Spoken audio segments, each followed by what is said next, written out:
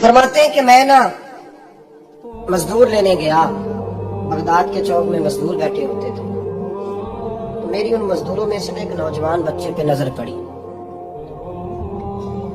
بڑا کمزور سا وجود تھا لیکن چہرے پر عبادت کا نشان تھا، ماتھا بتاتا تھا کہ نماز کا بڑا خیال رکھتا ہے۔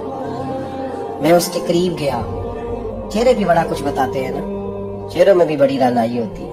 فرماتے ہیں میں قریب گیا، میں نے اس کو کہا بیٹے مزدوری کرو گے؟ تو کہنے لگا مزدوروں میں بیٹھا ہوں تو ضرور مزدوری کے لیے ہی تو بیٹھا ہوں۔ تو میں نے کہا کہ چلو پھر، کہنے لگا نہیں میری کچھ شرطیں۔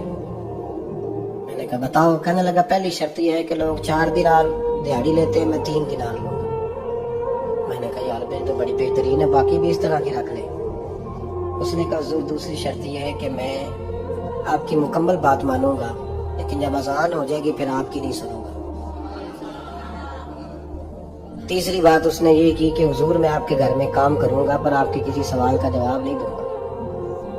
کہتے ہیں میں نے کہا یار تو بڑا عجیب ہے، شرطیں تو مالکوں کی ہوتی ہیں۔ کہنے لگا جی بہرحال میں شرطیں لگا کے جاتا ہوں۔ فرماتے میں اسے گھر لے آیا، کام میں نے اس کو بتایا تو جو کام مزدور سارے دن میں کرتا ہے نا اس نے 2 گھنٹے میں ہی کر دیا۔ ہمارے مزدور سگریٹ پینے میں بھی تو آدھا گھنٹہ لگاتے ہیں، وہ چائے پینے جائیں تو پونا گھنٹہ، ان کو بھی تو دیانتداری کرنی چاہیے کہ نہیں کرنی چاہیے؟ معاہدہ کیا ہے نا جی تو پورا اترنا چاہیے نا۔ کہتے 2 گھنٹے میں، اب کام جب بندہ شروع کراتا ہے تو کام اور نکل آتا ہے۔ کہتے کام میں نے اس کو اور بتا دیا، وہ کرنے لگا۔ اس نے مٹی نکال کے رکھی تھی باہر رستے میں، تو اذان ہو گئی زور کی، اس نے وہیں کدال چھوڑی کہی اور چلنے لگا۔ تو میرا بیٹا کہنے لگا اس کو ذرا برابر کر دو۔ کہنے لگا چپ کر جا، تیرے باپ سے بات ہوئی تھی، جب اذان ہوتی ہے تو میں کسی اور کی نہیں سنتا، صرف اللہ رسول کی سنتا ہوں۔ کہتے ہیں مسجد چلا گیا، نماز پڑھ کے آیا تو دوپہر کا وقت تھا۔ میری بیوی کہنے لگی اس کو کھانا کھا لے۔ کہتے ہیں ہم نے کہا کھانا کھا لو، تو کہنے لگا میں نے روزہ رکھا، رمضان بھی نہیں تھا، نفلی روزہ رکھا۔ فرماتے ہیں شام ہوئی، میں نے 3 دینار دیے تو میں نے کہا تیرا نام کیا ہے؟ کہنے لگا میں نے آپ سے کہا تھا میں کسی سوال کا جواب نہیں دوں گا۔ وہ چلا گیا۔ اگلے دن میں پھر لینے گیا اسے، کام کچھ اور نکل آئے تو لوگوں نے بتایا وہ صرف ہفتے والے دن آتا ہے۔ میں نے کہا کیوں؟ کہنے لگا جی وہ کہتا ہے میرا ہفتے کا خرچہ 3 دینار ہے، جب 3 دینار کما لیتا ہوں تو باقی سارا ٹائم اللہ رسول کی ذکر میں گزار دیا کرتا ہوں۔ فرماتے ہیں عجیب۔ اگلے ہفتے میں پھر لینے گیا، میں نے پورا ہفتہ انتظار کیا کہ کام اسی سے کرانا ہے۔ میں جب گیا تو میں نے کہا چلو، کہنے لگا میری شرطیں یاد ہے نا؟ تو میں نے کہا یاد ہے بھائی، ساتھ چل۔ فرماتے ہیں کام کرایا، 2-3 ہفتے وہ آتا رہا۔ ایک ہفتے میں گیا تو لوگوں نے کہا حضور آج نہیں آیا، کیوں؟ کہنے لگے بیمار ہو گئے۔ کہاں گھر ہے؟ کہنے لگے بغداد کے قبرستان کے پیچھے جو کچی آبادی ہے اس میں رہتا ہے۔ فرماتے میں گیا، دروازے پہ دستک دی تو کہنے لگا حضور آپ ہیں؟ دروازہ کھولا ہے، آ جائیے۔ فرماتے ہیں میں اندر گیا تو میں نے کہا تمہیں کیسے پتا چلا میں آیا ہوں؟ کہنے لگا حضور اللہ والے ہو، آپ نہیں آنا تھا، ورنہ امیر تو غریبوں کا پتہ لینے کوئی نہیں آتے۔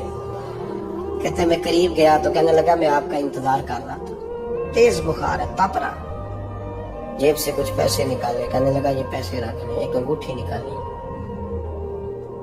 کہنے لگا حضور آج رات کو میرا انتقال ہو جائے گا، ان پیسوں کا کفن خرید کے صبح جنازہ پڑھ کے مجھے دفن کر دینا، اور جب دفن کرو تو یہ انگوٹھی لے کے عصر کے بعد ہارون رشید کے پاس جانا۔ آپ اسے کہنا میں نے ملنا ہے پر وہ آپ کو ٹائم نہیں دے گا، آپ اس کو آواز دیجیے گا کہ تیری ایک امانت ہے میرے پاس، پھر وہ آپ سے ملے گا تو انگوٹھی دے دیں، پھر آپ میری طرف سے فارغ ہیں۔ حضرت فرمانے لگے تیرا نام؟ اور کہنے لگا حضور وقت تھوڑا ہے، آج رات میں نے جانا ہے، بڑی لمبی معافی مانگنی ہے رب کریم سے، اگر مناسب سمجھے تو مجھے اپنے رب سے تنہائی کرنے دیں۔ فرماتے میں آ گیا پر اس کی باتوں نے مجھے ساری رات سونے نہیں دیا۔ فرماتے صبح بڑی مشکل سے سورج نکلا، میں گیا دروازے پہ ہاتھ رکھا تو دروازہ کھلا ہوا تھا، اندر داخل ہوا تو خوشبوئیں میرا استقبال کر رہی تھی۔ جب چہرے سے کپڑا ہٹایا تو اس کا تو انتقال ہو چکا، ایسے جیسے کسی کا دیدار کر کے سویا۔ کہتے میں تو 2 آدمی لے گیا تھا جنازے پہ، پر پتہ نہیں دنیا کدھر سے آئی، کہاں سے اکھاں جدوں میٹیاں زمانہ مینوں روے گا، اپنا تے اپنا بیگانہ مینوں روے گا۔ फरमाते हैं मैं तो 2 बंदे ले गया था पर पता नहीं मखलूक कहाँ कहाँ से आई। जनाजा पड़ा, दफन किया। हारून रशीद के पास में असर के बाद गया, मैंने बुलाना चाहा पर बादशाह था, मेरी तरफ देखा ही नहीं। मैंने उसको कहा तेरी ये अमानत मेरे पास है। फरमाते हैं मुझे कोने पे ले गया, क्या बात है, कमरे में बुलाया, मैंने अंगूठी दी। हारून रशीद तो चीखे मारने लगा, कहने लगा अंगूठी वाला कहाँ है? मैंने कहा तो इंतकाल कर गया। कहने लगा मुझे कब्र पे ले जा। कहते मैं कब्र पे लाया तो वो लेट गया, तड़प के रोने लगा। मैंने कहा मेरा कलेजा फट जाएगा, ना उसने कुछ बताया ना तूने बताया, ये कौन था? हारून रशीद कहने लगा ये मेरा बेटा था। मैंने कहा तेरा बेटा और मजदूर? कहने लगा हुजूर ये हजरत दाऊद ताई के पास बैठा करता था, उनका मुरीद था।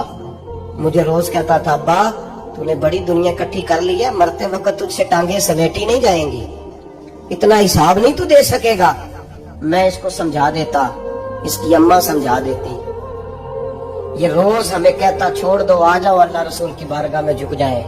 हम समझ। एक दिन ये चला गया, कहने लगा फिर तुम्हारा रास्ता और है और मेरा रास्ता और है। ये सोने की अंगूठी गलती से इसके पास रह गई, गलती से हीरे की अंगूठी चली गई। कहने लगा देखो मेरे बेटे ने आज वो भी वापस कर दी है। फिर तड़प के कहने लगा हारून रशीद था तो ये मेरा बेटा, पर मेरा मुर्शद निकला, मेरा पीर निकला। भाई जिंदगी तो बड़ी थोड़ी है ना।